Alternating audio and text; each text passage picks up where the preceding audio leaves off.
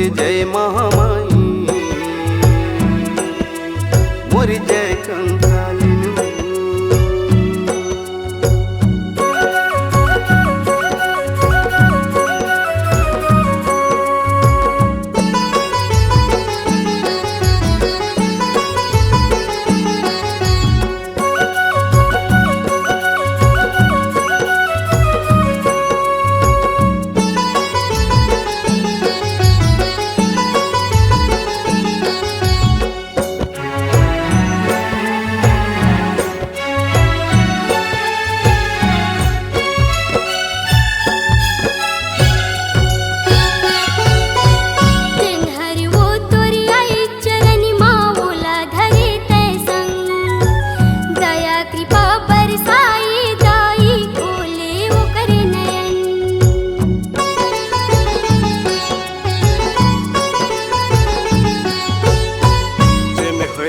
तोरे आए चरण माओला थरे तय संग, दया कृपा बरसाए माता खोले वो कर नयन। करन नहीं तुर पूजा ला माई तबो तुरे तज प्रसन्न। अब तो ही आस है दाई सेवा में जन्म जन्म। मोर सोए भाग ला जगाए वो मोर महाकाली, मोर जितरी दाई, मोर जय महामाई, मोर जय बगदाई।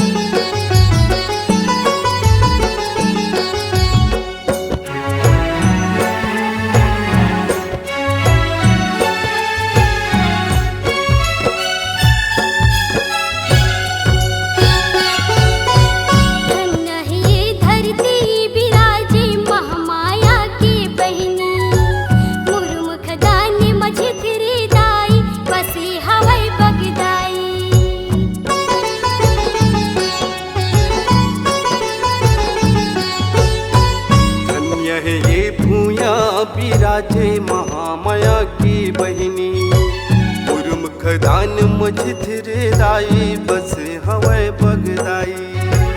जगर कृपाले जन जन मन के होवत हवै भलाई। बंसी औ गायत्री के मैया सदा तरहबे सहाई। औ कहीं नहीं जाना ओ मोर महाकाली, मोर जितरी दाई, मोर जय महामाई, मोर जय